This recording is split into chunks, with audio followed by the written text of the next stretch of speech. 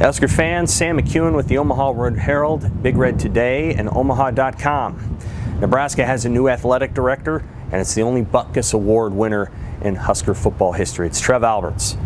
His video is up there on the North Stadium board, and right below it is his name and his number. His jersey's been retired, and he has an illustrious, and I mean illustrious, history as a Nebraska football player. Maybe people have kind of forgotten his senior year, but it was pretty amazing. He had 15 sacks and 21 tackles for loss.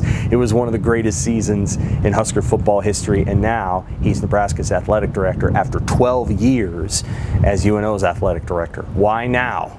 Well, I think there's some pretty significant changes in Nebraska's leadership at the very, very top, namely President Ted Carter and Chancellor Ronnie Green. I think they both really like Trev Alberts, and I think Trev Alberts likes both of them a great deal.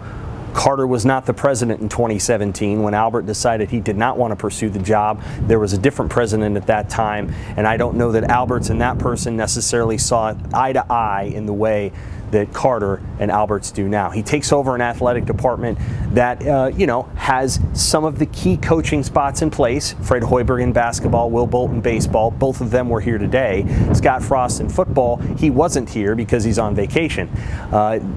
Key coaches in place, but nevertheless, there's a moment of influx within the athletic department. You heard Green talk about it being a pivot point because of name, image, and likeness legislation and changes, and Carter talked about it being a monumental hire.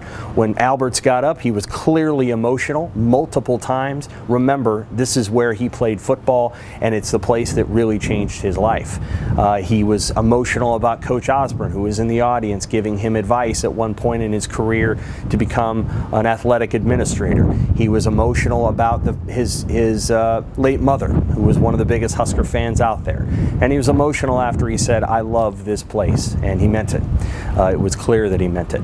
He's got a lot of work ahead of him. He's going to go to Big Ten Media Days next week, and it was very clear from his opening comments when he had 4 areas of thought that developing trust and working really, really, really, really, really hard is important for him as he takes over this athletic director job. There were purposes in his comments, even though he didn't really reference one individual people. The Nebraska Athletic Department has trust issues all over the place, and has for some time. Let's be really, really honest about that.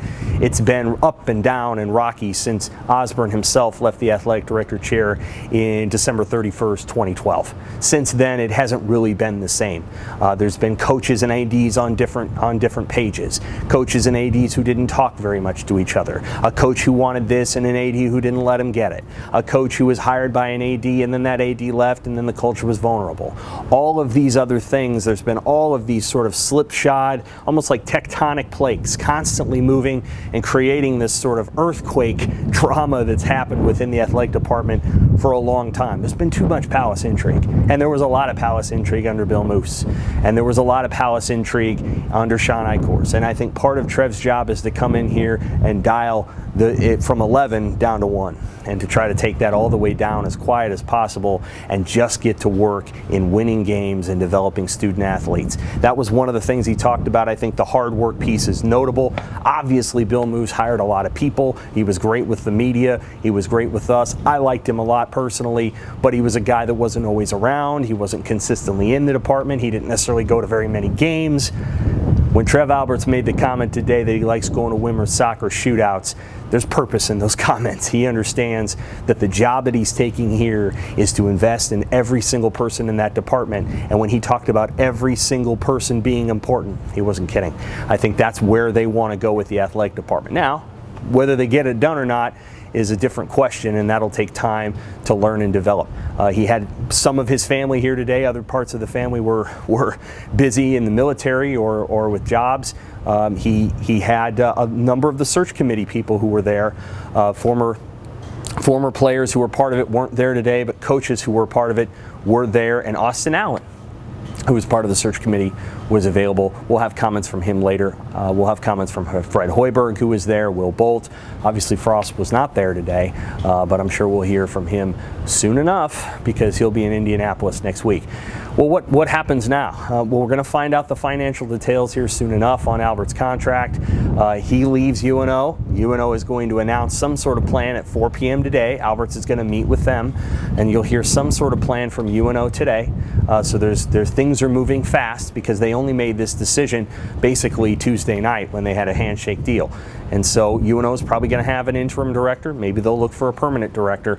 But UNO, he said, is in pretty good shape, and that competitively they're in the best shape that they've been in since he arrived there. Nebraska, on the other hand, is not in the best competitive shape it's been in a long time, and it needs to get back to that point, and we'll see if Alberts is the right guy. He has a lot of confidence, clearly, in Green and Carter, and they have a lot of confidence in him, and that was very obvious in the conversations today. We'll have full coverage on the World-Herald, both in print and online, and with this video.